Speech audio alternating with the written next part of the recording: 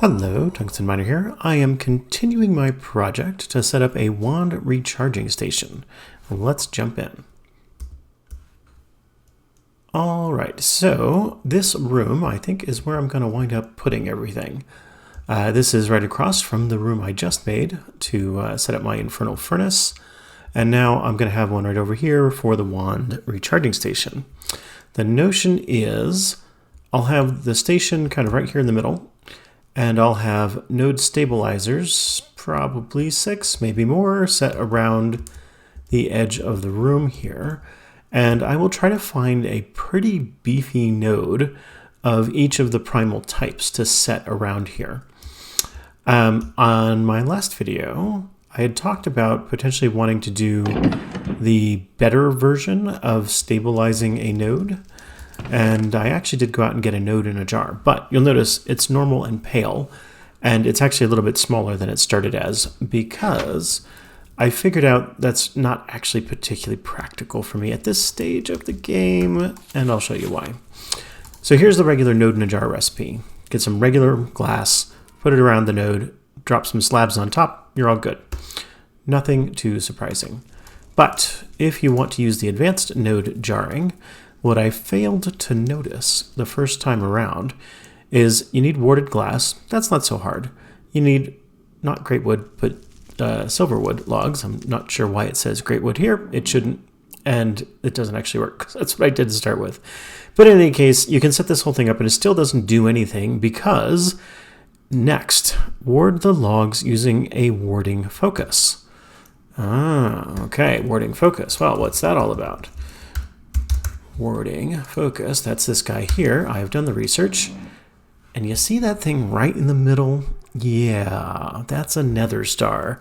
I'm not particularly close to being able to deal with that right now. So, never mind. Get back to that later. What I'm just going to do for now is try to find big enough nodes where doing the regular node in a jar thing doesn't actually damage it too much. And hopefully the stabilizer will manage to fix up any problems I have. You may recall there's actually an advanced node stabilizer too. That's this guy. But there's that dangerous instability, and I'm not quite prepared yet with all of my stabilizing elements either. So I'll kind of have a crude version of a wand recharging room in this base, and if I make another one, well, hopefully I'm a better wizard by then, and I'll be able to do better with it. So, next steps. One, I need to go trap a bunch more nodes. As I say, I managed to get this one, but obviously I've got 5 more to get. I do have my scepter, which can hold quite a lot of these, and it still has plenty to trap another node, so I'll probably go off and find one of those. I actually found a really nice big Terra node not too far away, so I might get that one next. And then, of course, I need to finish off making my wand recharging room back here, because this is clearly in a pretty crude state at the moment. And I will finish this off to make it look more or less like the one just behind me. So, a bunch of work to do. I'm going to go off and do that, and I will talk to you in just a bit. And here we go. The room is now pretty much complete, or at least styled to match the rest of the rooms back here. This is my wand recharge pedestal. You make that with some gold, some diamonds, a primal charm, which is a bunch of different shards with a balanced shard in the middle, and a whole lot of these of different kinds, and a little bit of percantio, a little bit of permutato, and a little bit of arum.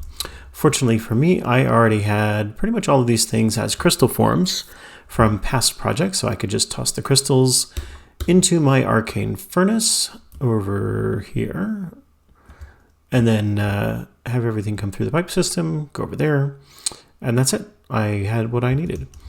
So, having put that together in the infusion altar,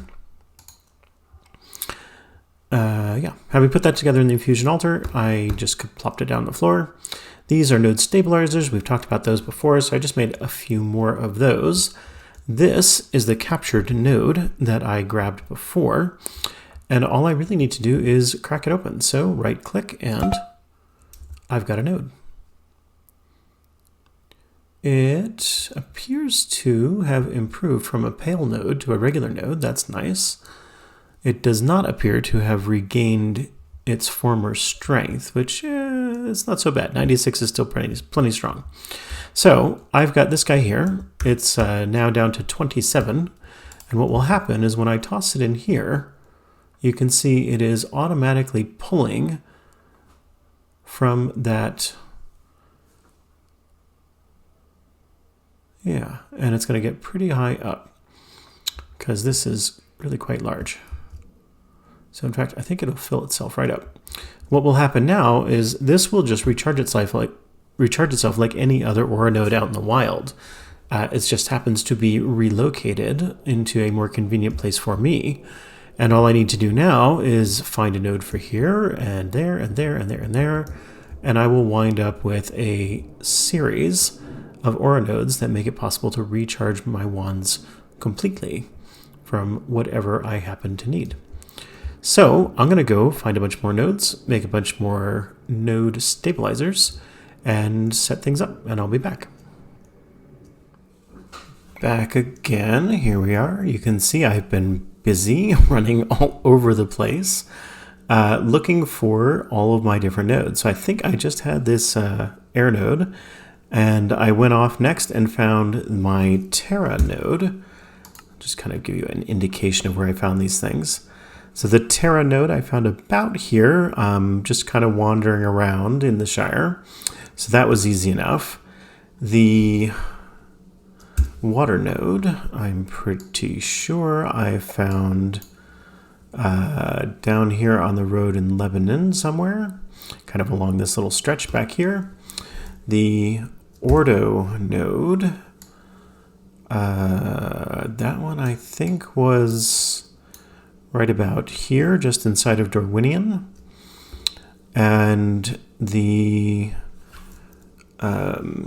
black node, whatever that one's called, Perdito node.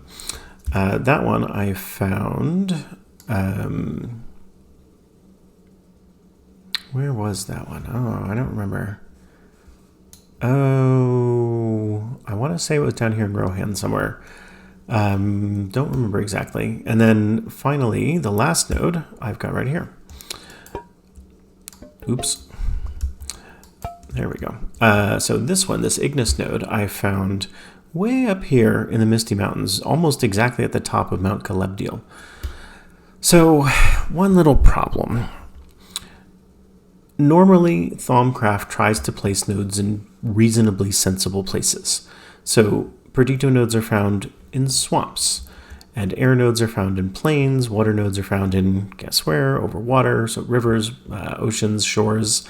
Ordo nodes are found in cold climates, and Terra nodes are found in mountains. Okay, great. And finally, of course, these would be found in deserts.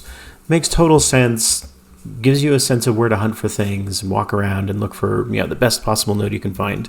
The problem is that Middle-earth does not use the vanilla biome system at all.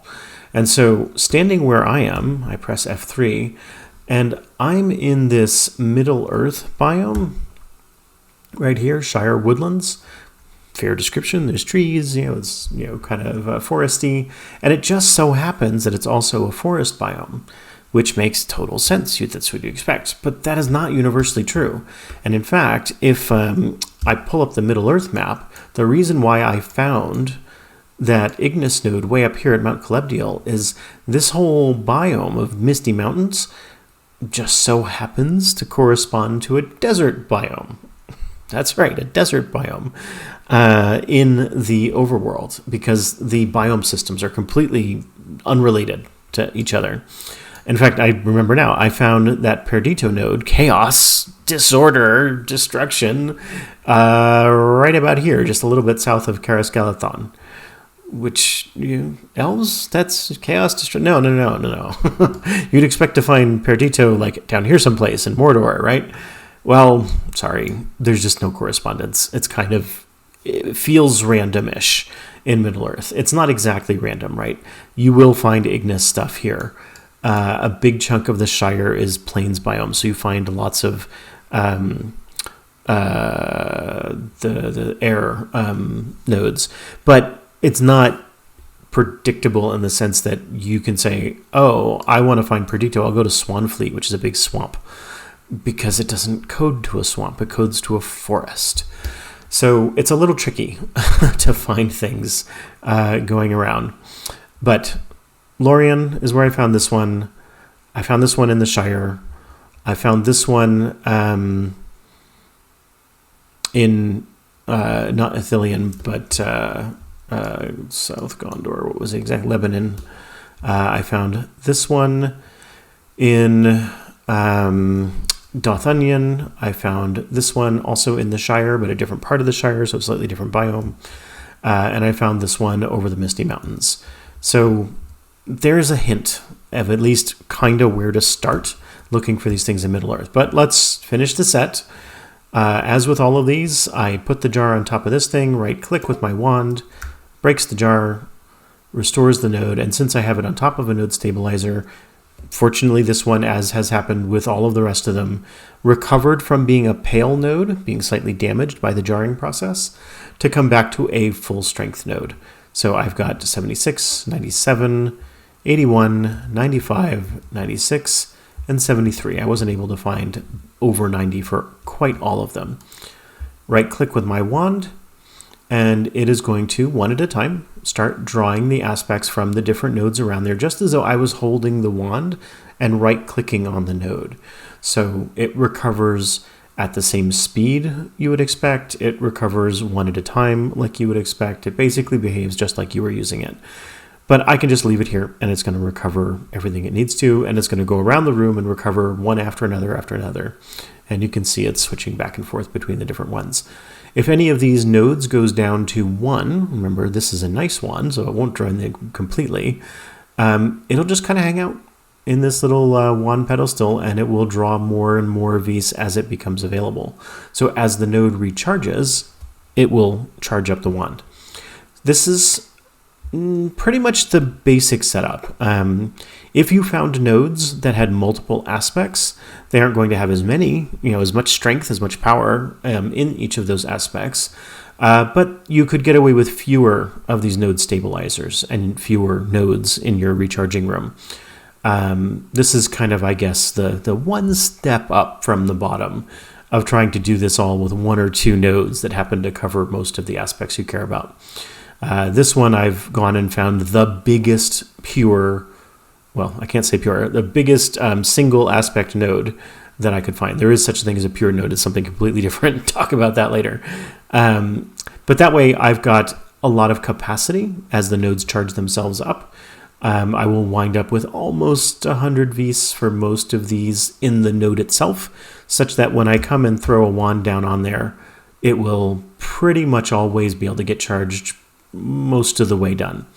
And so now I've got a ready kind of stash of each of the different kind of Vis that I need in order to power my various magical craftings. And that's probably it I will stick with for now. So, talk to you later.